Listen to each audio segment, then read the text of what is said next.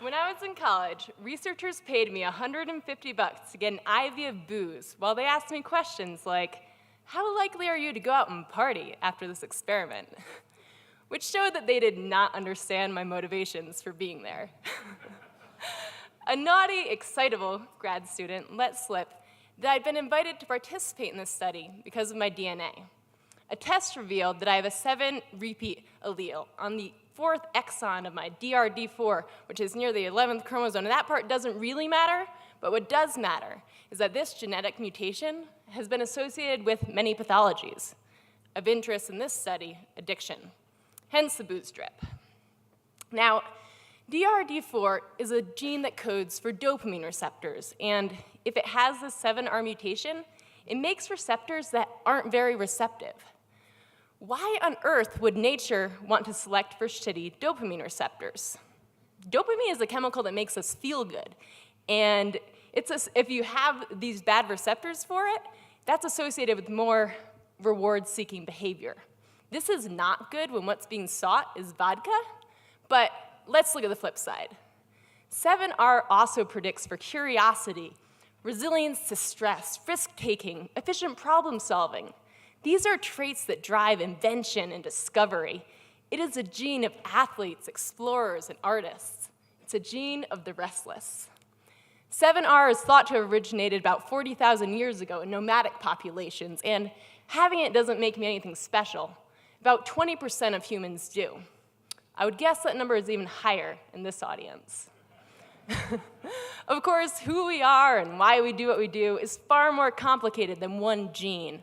But I don't know, in my personal quest for self-realization to transfer driving cravings into something more useful, I've come back again and again to 7R. It's like a metaphor or a lesson.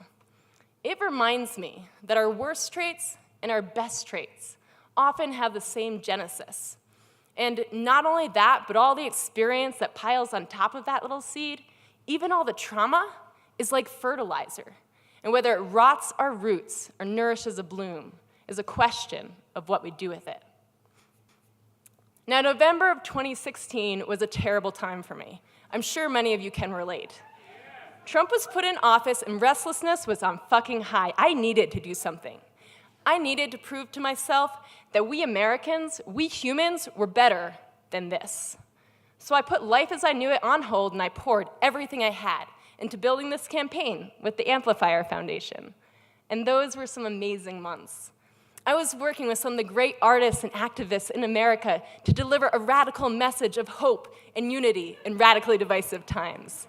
There was a lot to do. We were a small team, and so it was madness. I was flying all over the place, working 12 to 28-hour days, directing shoots in New York, LA, San Francisco, totally pushing myself in all realms. But I can tell you that no drug has ever made me feel the way I did when I solved the last editing puzzle for the We the People campaign video.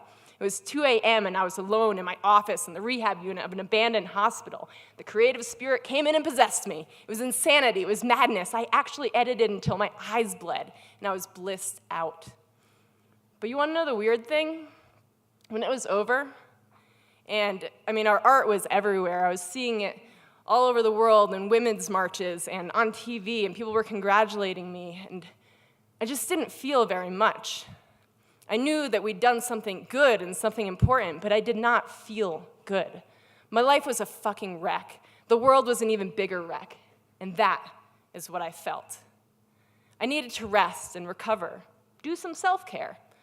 So I started training to run across Oregon, the entire state.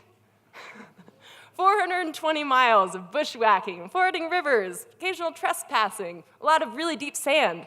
And when we got to the California border, I didn't want to stop. The finish for me was empty. As Americans, we're told to think that health and happiness lie in white picket fences and fairy tale endings. But what if you've got restless genes?